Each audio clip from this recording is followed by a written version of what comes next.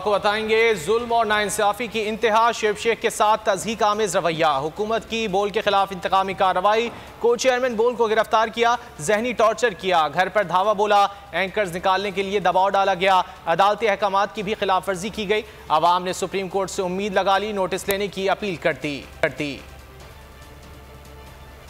मुहिब्बे वतन पाकिस्तानी पर जुल्म की इंतहा, शुएब शेख के साथ तज़हीक आमेज रवैया। अल्लाह के सारे सजदे आए भाई, आगे भी अल्लाह के सारे। बोल हक और सच पर डटा रहा। अदलिया की इज्जत के लिए आवाज उठाई, हुकूमत ने की बोल के खिलाफ इंतकामी कार्रवाई। शुएब शेख को गिरफ्तार किया, मुहिब्बे वतन पाकिस्तानी से दहशत गर्दों जैसा सलूक किया। शुएब शेख के घर पर धावा बोला गया, चादर और चार दीवारी का तकद्दुस पामाल किया गया, बोल पर एंकर्स निकालने के लिए दबाव डाला गया। शुएब शेख को जहनी अजियत से दो चार किया और गैर इंसानी सलूक किया। अदालती अहकामात की भी खिलाफ वर्जी की गई। ऐसे में अवाम सिर्फ इंसाफ के लिए सुप्रीम कोर्ट की जानिब देख रही है। सवाल यह है कि किसी मुहिब्बे वतन पाकिस्तानी चैनल के मालिक को FIA ने बगैर किसी वारंट के कैसे गिरफ्तार किया? झूठे मुकदमे में बार बार शुएब शेख पर गैर इंसानी तशद्दुद किया गया, ऐसा पहले कभी हुआ है? क्या हुकूमती दबाव पर मेडिकल बोर्ड ने शुएब शेख को अस्पताल दाखिल नहीं होने दिया?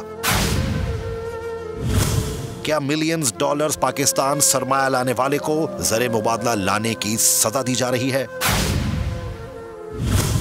क्यों एक केस में बरी होने के बाद भी इसी केस में गैर इंसानी सलूक का सामना करना पड़ रहा है?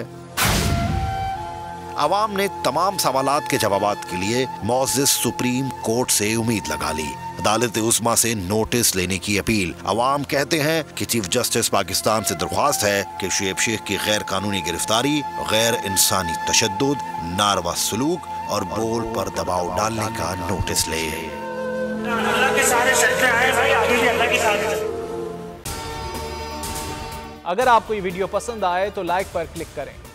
को चेयरमैन बोल शुएब शेख के खिलाफ मनगढ़ंत, झूठा और बेबुनियाद केस, हुकूमत इंतकामी कार्रवाइयों पर उतर आई। रिश्वत देने के झूठे इल्जाम के पीछे असल हकायक बोल ले आया अवाम के सामने। सिंध हाई कोर्ट की जानिब से 10 मार्च को एग्जैक्ट केस में बरियत का फैसला भी दे दिया गया, जो रिश्वत केस इल्जाम को झूठा और बेबुनियाद साबित करने के लिए काफी है। सवाल ये उठता है, न रिश्वत लेने वाला न देने वाला मौजूद, तो फिर ये मुकदमा क्या है? गुज़िश्ता 5 सालों में ना तो कोई गवाह पेश हुआ और ना ही कोई सबूत सामने आया, जबकि कोई इंक्वायरी अमल में नहीं लाई गई। जब मुल्जिमान से कोई तहकीकात नहीं की गई, कुछ साबित नहीं हुआ, तो फिर ये मुकदमा क्या है? इससे कबल केस की इंक्वायरी कमेटी के सामने खुद जज कादिर मेमन ने रिश्वत के इल्जाम की तरदीद की थी और कमेटी को तहरीरी तौर पर आगाह भी किया था। इस झूठे और बेबुनियाद केस की कानूनन कोई हैसियत नहीं। सिंध हाई कोर्ट इस मुकदमे में शुएब शेख को बरी कर चुकी है, तो फिर इस नाम नेहाद इल्जाम की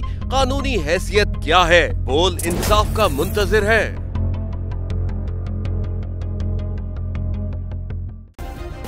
सब्सक्राइब करें और बेल दबाएं ताकि कोई खबर रह न जाए।